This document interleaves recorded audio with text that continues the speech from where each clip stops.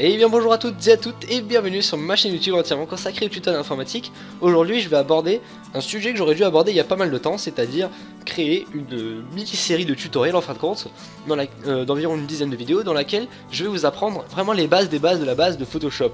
Donc aujourd'hui on va s'attarder sur l'interface et quelques raccourcis clavier pour vous faciliter la vie sur Photoshop. Alors j'espère que cette vidéo va vous plaire, donc vous pouvez laisser un petit pouce bleu, ça ferait vachement plaisir, et de vous abonner à ma chaîne pour suivre les autres vidéos. Maintenant, on se retrouve tout de suite sur Photoshop. Allez, à toutes. Donc voilà comment se compose l'interface de Photoshop. À votre gauche, vous pouvez voir tous les outils mis à disposition par Photoshop pour modifier vos créations. Juste au-dessus, je vais prendre un outil au hasard, par exemple la gomme, voilà. Hop, juste au-dessus, vous voyez la boîte de paramétrage pour cet objet. Vous pouvez retrouver les différents paramètres de cet objet juste ici aussi. Encore au-dessus, il y a aussi l'interface des onglets. Donc là où vous pourrez vraiment modifier à peu près tout votre image globale, l'image en entier ou le calque sélectionné, ça dépend, avec des filtres et des modifications de la saturation, donc ce ne sont pas disponibles dans la boîte située à droite, c'est-à-dire celle-ci, la boîte des calques. Donc juste à côté, juste là, on peut voir les différents paramétrages du texte, de la mise en page de votre création. Donc à droite pardon, excusez-moi, il y a les couleurs, donc on peut choisir comme ça ou par nuancier. Voilà. Donc juste en dessous, il y a ce qu'on appelle la bibliothèque. Donc qu'est-ce que la bibliothèque? Eh bien, ce sont toutes vos données Creative Cloud qui sont synchronisées avec votre compte pour que vous puissiez les récupérer. Donc c'est-à-dire que là, j'ai créé une bibliothèque qui s'appelle Couleur Pastel. Si je me connecte avec mon compte Adobe sur mon compte Creative Cloud sur un autre PC, eh bien je pourrais récupérer mes couleurs sur cet autre PC. Voilà. Et donc juste en dessous, vous avez la boîte des calques. Donc c'est vraiment ça qui va être important pour que vous puissiez modifier votre création. Donc ce qu'il faut savoir dans Photoshop, c'est que ça fonctionne par couches. C'est comme si en fait vous avez un mur blanc et qu'au fur et à mesure du temps vous rajoutez des couches de peinture. Donc il est très facile de glisser une couche de peinture en dessous d'une autre. Même si en vrai c'est pas possible, mais voilà, c'est pour imager. Ça va être aussi très utile pour pouvoir modifier les options du calque et leur type. Je reviendrai là-dessus dans une prochaine vidéo. Alors maintenant que vous voyez un peu comment l'interface fonctionne, alors ça peut peut-être toujours vous trouver fouillis, mais vous allez vous y habituer, on va passer aux quelques raccourcis clavier que je peux vous présenter pour vous aider à débuter sur Photoshop. Alors il n'y en a pas énormément puisque je n'en connais pas beaucoup, mais je vais franchement vous présenter ceux que je trouve les plus utiles. Donc tout d'abord le premier, c'est pour créer un nouveau document. Vous appuyez sur les touches CTRL et N, ou bien vous allez à la longue et vous faites fichier nouveau. Donc, alors, je vais faire une petite aparté pour vous expliquer un peu comment fonctionne le système de dimension dans Photoshop. Alors, soit vous pouvez personnaliser vos données en mettant ce que vous voulez, ou alors vous utilisez des formats déjà existants. Par exemple, si je prends en format international, il y a le format A4, A6, A3, et en format US, ce sont les lettres et les tabloïds. Voilà. Bon. Moi je vais prendre un truc assez classique, je vais prendre une feuille A4 et c'est bien. Donc je vais appuyer sur OK et on va continuer les raccourcis clavier. Alors le premier raccourci clavier en plus que je peux vous donner, c'est zoomer. Donc alors pour zoomer tout simplement, il faut rester appuyé sur la touche Alt et de switcher avec la molette pour pouvoir faire des Harlem Shake avec votre écran. Enfin voilà. Alors maintenant, ce qu'on peut faire, c'est qu'on peut ajouter quelque chose. Donc ajouter une couche de peinture en quelque sorte, ajouter une image sur cette création pour pouvoir la modifier. Et donc là je vais vous filer quelques petits raccourcis clavier intéressants pour pouvoir modifier cette image rapidement, simplement et avec efficacité. Alors on va faire importer et incorporer et on va choisir une petite image.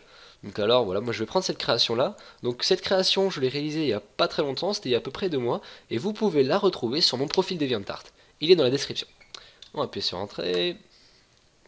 Et voilà. Bon. Maintenant que vous voyez cette création, voilà. Donc on va pouvoir la modifier de toutes les manières différentes. Alors si vous avez oublié de redimensionner votre création, ou si vous voulez la redimensionner après avoir appliqué déjà un dimensionnement de base, vous pouvez appuyer sur CTRL T pour la redimensionner. Donc vous voyez, je peux de nouveau toucher à tout. Voilà. Donc en appuyant sur CTRL Z, je retourne, je fais un retour, voilà. Et donc si j'appuie sur Shift, je peux garder l'échelle de mon image, alors que si je lâche Shift, ça y est, ça part en steak. En appuyant sur Alt, je peux modifier n'importe comment mon calque, hein, voilà, le retourner dans tous les sens, mais en gardant son point d'origine. Et si je fusionne en quelque sorte les deux, en faisant Shift et Alt, eh bien je peux garder l'origine tout en gardant la même échelle. Et on appuie sur Entrée pour valider. Voilà. Maintenant, si je veux modifier la rotation, je peux faire CTRL R. Et là, on peut modifier toute l'échelle de l'image. On va réappuyer sur CTRL R, voilà. Enfin voilà. Maintenant, je vais vous montrer un autre truc qui peut être sympa. Ouais. Donc maintenant, si vous voulez que votre calque apparaisse une seconde fois sur l'image, vous pouvez appuyer sur CTRL et J pour le dupliquer. Et vous voyez que si je le déplace, il apparaît en 2 fois. Et puis pour rassembler ces différents calques, eh bien on sélectionne les deux en restant appuyé sur CTRL et on réappuie encore une fois sur CTRL et E pour pouvoir les assembler. Et vous voyez que maintenant ça forme plus qu'un seul calque et si je les bouge, c'est ensemble. Ok.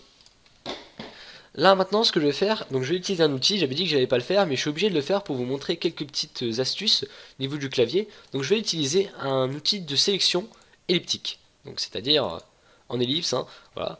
Donc par exemple je vais prendre cette partie là, ok. Et donc voilà. Donc si vous voulez là, je veux garder seulement la partie à l'intérieur. Or là ce qui est sélectionné, c'est la partie à l'intérieur. Donc si j'appuie sur supprimer, ça supprime que cette partie à l'intérieur.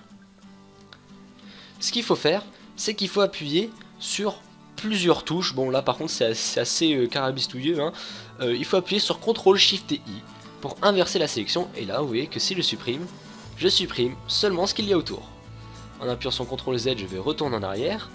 Et en appuyant sur CTRL ALT et Z, je vais retourner une seconde fois en arrière. Alors ce qu'il faut savoir avec Photoshop, c'est que si vous appuyez sur CTRL Z, vous allez faire qu'un seul va-et-vient.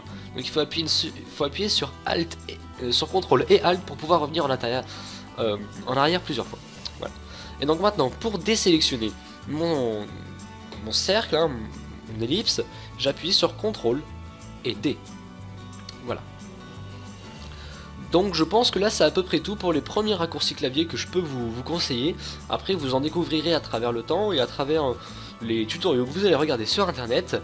Tous les jours j'en découvre. Et donc si vous en voulez d'autres, je mettrai sûrement un document dans la description avec tous les raccourcis clavier que je connais. En tout cas j'espère que ça vous aura plu et on se retrouve tout de suite pour se saluer. Donc voilà, j'espère que cette vidéo vous aura plu. Si vous ne l'avez pas fait, je peux que vous conseiller de laisser un petit pouce vert et de vous abonner pour suivre mes autres tutoriels.